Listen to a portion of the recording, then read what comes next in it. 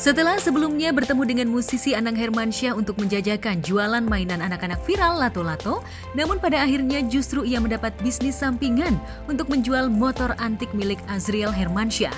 Kini, komedian Ucok Baba mencoba menyambangi kantor Baim Wong untuk menawarkan dagangan yang sama. Seolah tak peduli dengan gunjingan orang lantaran dirinya dinilai turun kasta menjadi penjual lato-lato, namun Ucok tak peduli dengan omongan orang tersebut. Karena bisnis lato-lato ini cukup menjanjikan, apalagi dijual pada pesohor tanah air yang memiliki anak kecil yang harganya pun bisa lebih tinggi dari pasaran. Waduh, bagaimana ya? Mas Anang ngasih bisnisnya yang begitu lagi. Susah lakunya, mahal, Vespanya itu mahal. Harganya 100 juta. Siapa yang mau beli? Aduh, Mas Anang. Tapi ya gimana ya? Saya sudah kesana kemari, nggak laku-laku juga. Gimana ya? Aduh, gue jual sama teman-teman gue kan banyak artis. Seperti kemarin Mas Anang beli 15 juta. Apalagi ke Rapi, Andre, Sule. Masih banyak kan teman-teman gue. Aduh, Denny. Oh iya, wah ada teman gue lagi, kayak Baim Wong. Wah, tapi dia sih orangnya katanya sih suka ngusir orang, tapi namanya kita berteman, masa sih gue diusir? Walaupun dia udah kaya banget sekarang, nggak bodo amat. Kayak Rapi aja gue nggak diusir. Mendingan gue jual lato-lato deh ke tempat Baim Wong. Kira-kira gue diterima nggak ya? Kita kan udah tahu tuh, Baim Wong itu sering ngusir orang tuh biasanya tuh. Jangan-jangan gue nanti diusir lagi. Wah, cuek aja dah. Siapa tahu nanti. Om Ucok. Waduh, gimana? Sehat? Sehat ya? Waduh. Ini Mas, saya sekarang jualan lato-lato. Mas, kan Mas Baim kan punya anak dua tuh, laki-laki pula lagi. Ini mainannya bagus banget sekarang nih. Ini lagi ngetren. Melihat mainan yang dibawa oleh Ucok Baba, Kiano dan juga Kenzo langsung menghampiri. Tanpa pikir panjang, Kiano pun langsung mengambil salah satu lato-lato Ucok dan meminta kepada ayahnya untuk memborong dagangannya dengan harga 20 juta rupiah. Ucok yang mendengar nominal uang yang keluar dari mulut Kiano itu bukan main bahagianya. Apalagi jika itu benar adanya, maka pembelian Baim lebih tinggi dari Anang yang memborong lato-latonya sebesar 15 juta rupiah. Lato-lato tuh. Iya, jualan lato-lato nih. Iya. Lagi santai. Ini sengaja datang ke sini jauh-jauh. Iya. Siapa lagi sih, kan kita dulu berteman. Sekarang saya lagi jualan lato-lato ini. Iya, namanya hidup Mas Baim. Iya. Sini.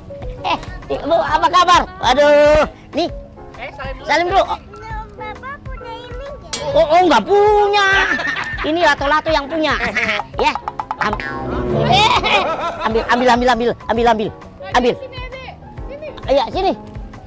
Ambil. Nah, ya. Om Bapak Iya. kemarin kok nggak salah jualan lato-lato bener di jalan ya? Iya, betul. Yang dibeli sama Anang banyak. Iya, betul. Ini Mas Anang alhamdulillah dia borong 15 juta. 15 juta.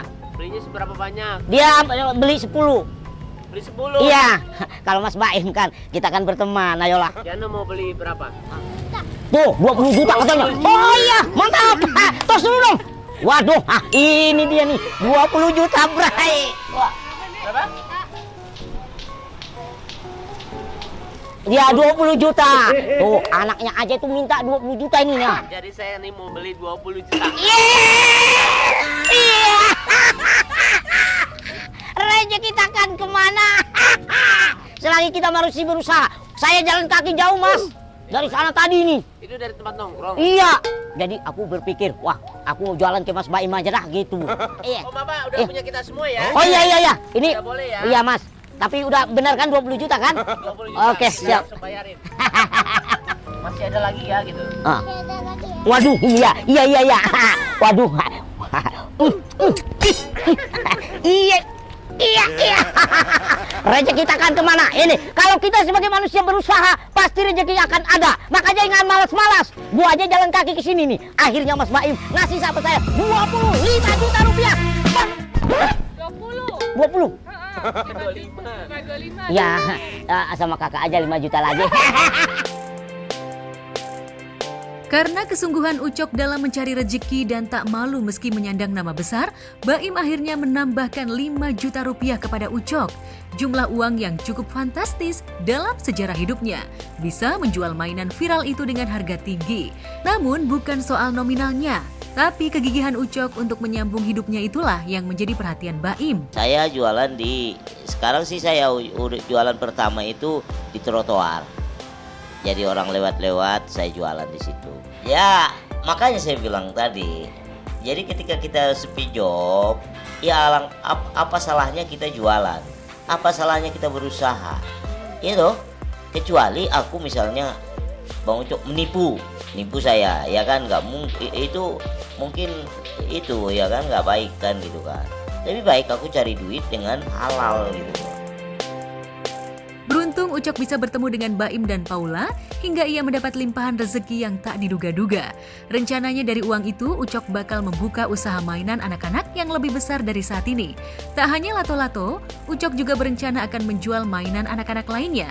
Bahkan mobil pemberian Raffi Ahmad itu juga bakal digadai untuk modal usaha dan sisanya diperuntukkan menyambung hidup. Tapi habis itu mau buat apa? Jadi gini Mas, namanya usaha kan kita kepengen usaha ini pakai nanti usahanya kalau udah banyak modalnya gitu. Tapi kan dikasih modal nih 25 juta, dibuatnya nanti buat modal lagi atau gimana? Buat modal kan gak sia-sia saya datang ke sini Mas Baim. Jadi gini Mas Baim, saya juga sekaligus datang ke sini. Ini kan aku udah terkenal nih jualan lato-lato mainan anak-anak. Jadi rencana saya itu mau pengen buka toko mainan anak-anak Mas. Buka toko mainan anak-anak. Iya betul Mas. Berarti itu harus ada tokonya, Iya. ada modalnya. Iya betul. Kenapa jatuhnya ke mainan anak-anak? Ya namanya juga kita agak mirip dengan anak-anak gitu. Kayak tadi aja. Iya kayak tadi. Iya. Jadi Ya, kan gini Mas Baim, kalau misalnya datang anak-anak gitu. Gitu. Tadi aja Kiano kayak temen. Iya kayak teman. Langsung dibawa saya main-main ke sono tadi. Sport istri selalu mendukung saya sih. Kalau waktu jualan itu kalian malu nggak kira-kira kalau papa jualan gitu kan? Kalau itu nggak jadi masalah. Ya masih tetap ya kita sih udah 30 tahun lebih kan menjalani rumah tangga. Gak mungkin lah ketika aku terpuruk begini dia meninggalin aku. Itu namanya sadis. Bukan tak mensyukuri atas usaha yang diberikan oleh Anang, namun bisnis sampingan itu dirasa sulit bagi Ucok. Apalagi menjual motor klasik yang harganya fantastis, tak semudah yang dibayangkan. Ia harus mencari pembeli yang juga gemar dengan motor klasik hingga harga yang diberikan cukup tinggi. Meski demikian, Ucok tetap merasa berterima kasih. Ini Mas Anang sih dia kasih bisnis sama saya. Itu jual beli motor. Terus? Tapi nggak jalan bisnisnya Mas. Oh nggak jalan? Iya, susah yang begitu mah. Bisnis apaan? Motor jual beli Vespa antik. Kalau bisnis itu mah kayaknya nggak bisa saya lanjutin deh. Bukannya aku malas, bukannya aku nggak mau, bukannya aku nggak berusaha, tapi susah. Apalagi zaman sekarang, kalau udah 100 juta Vespa, waduh, bagaimana? Sedangkan ngasih jajan anak-anak gue setiap hari. Kalau nunggu dari situ, bagaimana dapat duitnya? Aduh, ya harapan saya sih mudah-mudahan hidup saya ini selalu optimis saja. Jadi istilahnya gak usah putus asa. Yang jelas rezeki kita akan kemana.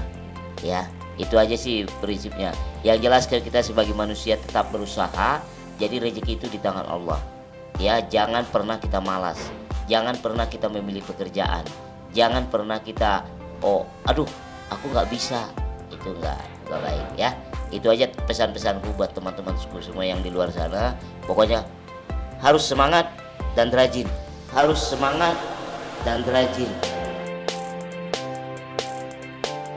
Tak ada kata malu untuk terus berusaha. Meski penghasilannya tak sebanyak saat bermain sinetron dulu, namun demi menyambung hidup, berjualan mainan anak-anak khususnya lato-lato menjadi pilihan Ucok.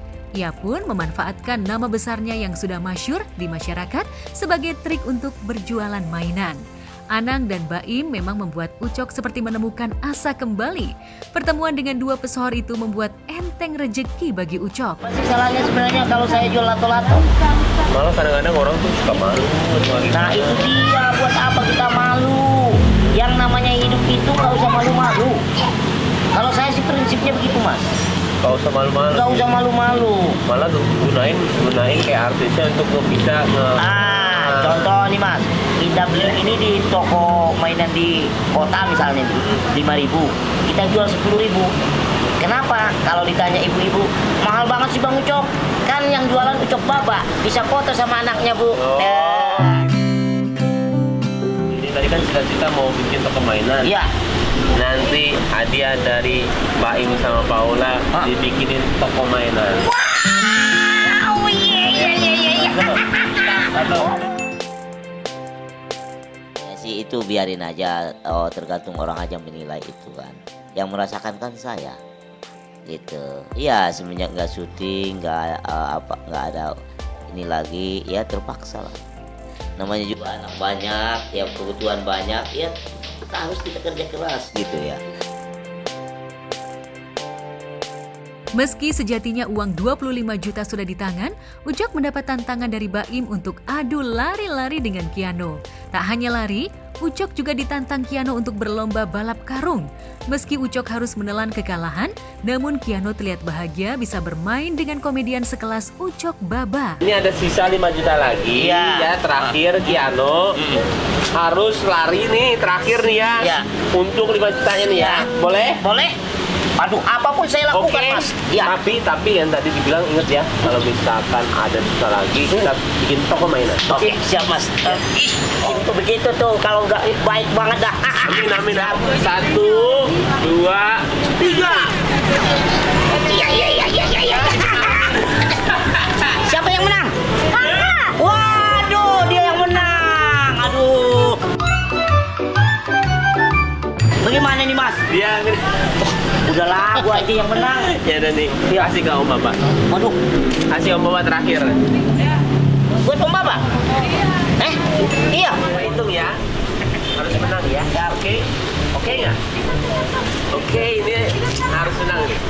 Enak aja bapaknya ikut-ikutan. Untung aja nggak ada bapak gua. Baba siap ya? Iya, siap.